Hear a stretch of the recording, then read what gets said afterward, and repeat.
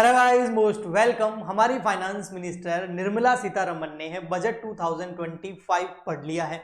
इससे related income tax में क्या चेंजेस आए हैं और आपकी इनकम पर कितना अब टैक्स लगेगा, कितना नहीं लगेगा, इसी बारे में ये वीडियो है। तो पूरा एंड तक देखना, आपको अच्छे से समझ में आ जाएगा कि आपको अब कितने तक टैक्स पे करने की जरूरत नहीं है, इनकम टैक्स।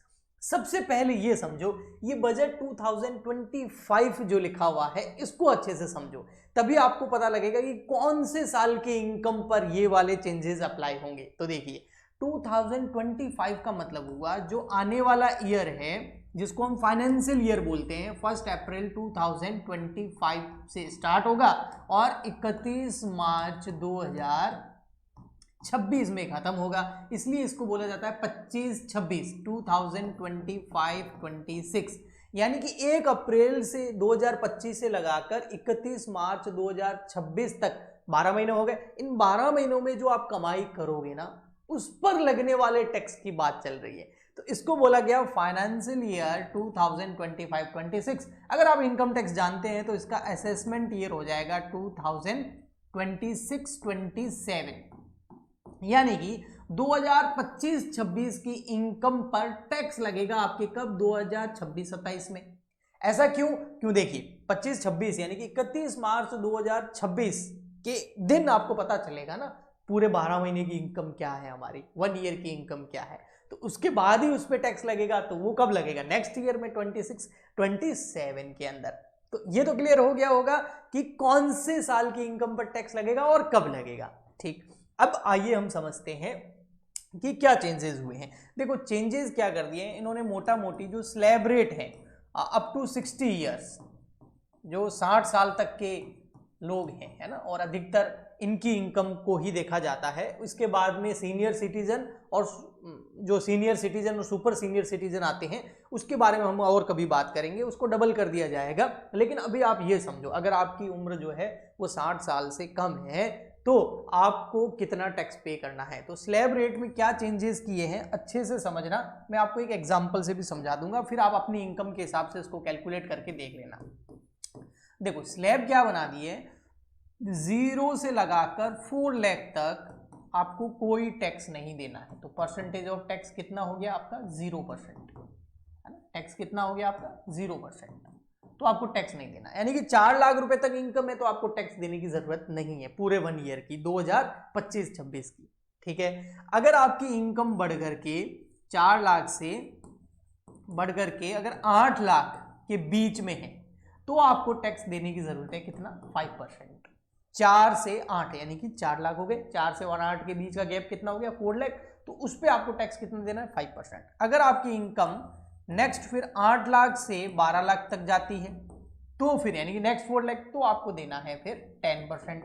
अगर आपकी इनकम जो है 12 लाख से चली जाती है 16 लाख तक, 16 लाख तक, यानी कि 4 ऐड हो रहा है ना, तो आपका हो गया यहाँ पर 15%। अगर आपकी इनकम 16 लाख से बढ़ करके चली जाती है 20 लाख तक, नेक्स्ट 4 लाख, तो यहाँ आ गया आपका 20%।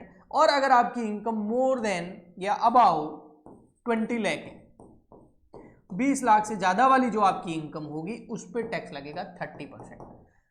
अब यहां पर बोला यह जा रहा है कि अप टू 12,75,000 आपको टैक्स देने की जरूरत नहीं है। ऐसा आप न्यूज में देख लिए होंगे, 12.75 लाख है ना, 12,75,000 रुपए पर आपको टैक्स देने की जरूरत नहीं है। तो वो कैसे? ठीक है, तो हम एक एग्जाम्पल लेते हैं। ये स्लैब रेट आपके सामने रहेगी। ठीक है, अब इस स्लैब रेट के हिसाब से मैं एक एग्जाम्पल लेके आपको समझाता हूं। मान लेते हैं मिस्टर राज है और मिस्टर राज की जो इनकम है वो फॉर एग्जाम्पल के लिए मान लेता हूं कि भैया उसकी इनकम जो है 15 लाख रुपए है। उसकी इनकम कितनी है? 15 लाख रुपए है। तो 15 लाख पर इनकम टैक्स कितना लगेगा? 2025-26 में ये मेहनत करेगा और 15 लाख रुपए कमा लेगा।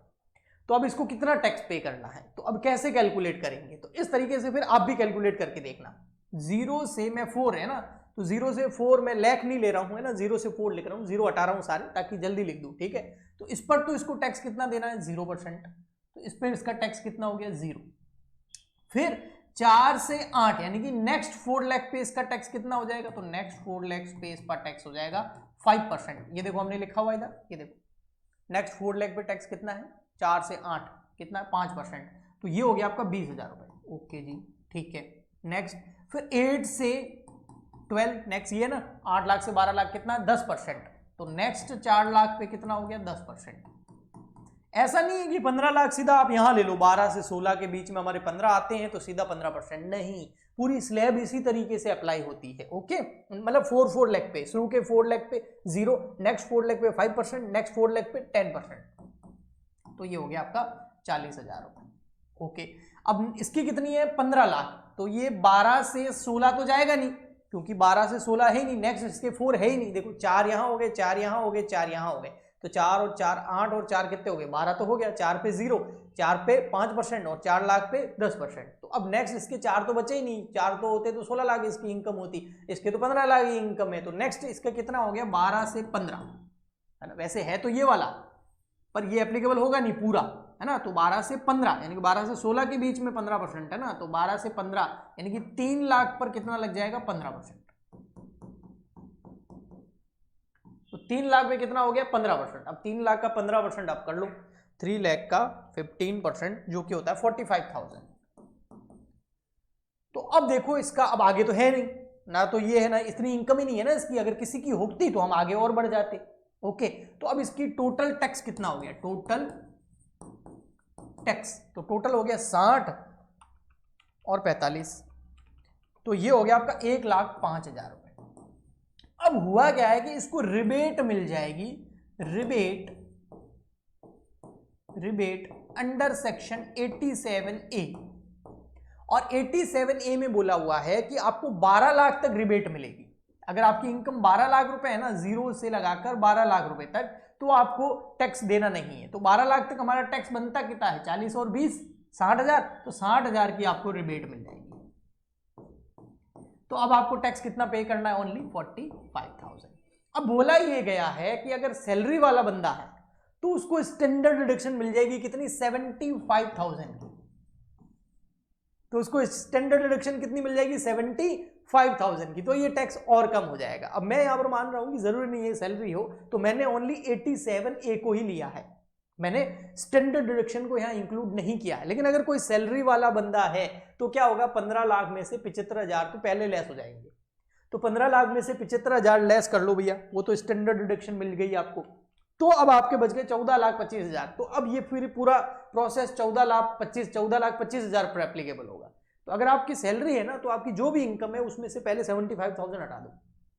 ओके जी, ठीक है, तो ये हो गया आपका राज का एग्जाम्पल। अब ऐसे कैसे हम कोई और एग्जाम्पल ले लेते हैं कि मान लेते हैं कोई एक बंदा है जिसकी इनकम ही है 12 लाख रुपए, तो मिस्टर अजय, अब समझना आपकी, अगर मिस्टर अजय की इनकम है 12 लाख रुपए, अब इसको कितना टैक्स देना पड़ेगा, तो 0 से 4 तक तो 0, नेक्स्ट 4 से 8 यानी कि नेक्स्ट 4 लाख में कितना हो गया 5%, तो वो कितना हो जाएगा 20,000 रुपए। आपको पता है नेक्स्ट 4 करना है, फिर 8 से 12 नेक्स्ट कितना हो गया 4 लाख, और उस पर कितना 10%, तो वो कितना हो गया आपका 40,000, और इसकी इनकम है ही कितनी 12 लाख रुपए, तो 0 से 12 मैंने कवर कर लिया, तो यहाँ कितना हो गया 60,000। और अंडर सेक्शन 87A आपको डिडक्शन कितनी मिल रही है अभी 2025-26 में मिलेगी, है ना, तो वो मिलेगी आपको 60,000 रुपए की, क्योंकि अप टू 12 लाख आपको डिडक्शन मिल रही है 60,000, तो कितना हो गया 0, कोई टैक्स नहीं देना।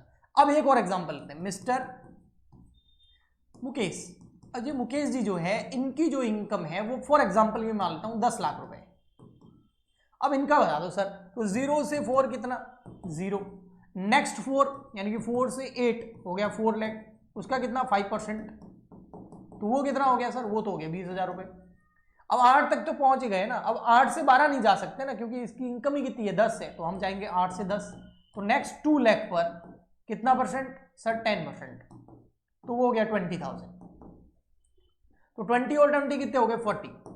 तो अब यहां पर 87A के अंदर डिडक्शन कितनी मिलेगी 60 मिलेगी, नहीं, अप टू 12 लाख जितना टैक्स बन रहा है उतनी मिलेगी, तो यहां पर इसका टैक्स बन रहा है 40,000, क्योंकि इसकी इनकम जो है 12 लाख से कम है, तो यहां पर 87A के अंदर डिडक्शन मिल जाएगी 40,000 रुपए की। आई होप आपको कैलकुलेशन समझ में अच्छे से आ गई होगी।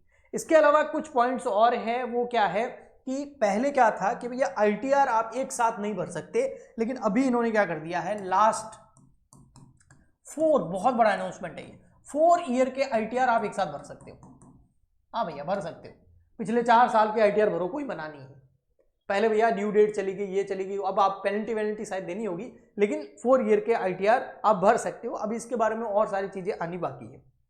इसके अलावा जो TDS वगैरह है उसमें भी डिडक्शन डबल कर दिया गया है, और ऐसे लोग जिनकी उम्र जो है 60 साल से ज्यादा है उनके लिए ये सब डबल हो जाएगा। जैसे 0 से 4 फ्री है ना, तो 0 से 8 फ्री कर देंगे। तो उससे रिलेटेड जो भी अपडेट्स आएगा वो मैं आपको बता दूंगा। तो मोटा मोटी आपको मैंने बता दिया है, समझा दिया है। आई होप आपको समझ में आ गया होगा, कोई कंफ्यूजन नहीं होगा। अगर कंफ्यूजन हो तो कमेंट कर देना, मैं उसके बारे में एक और वीडियो बना दूंगा।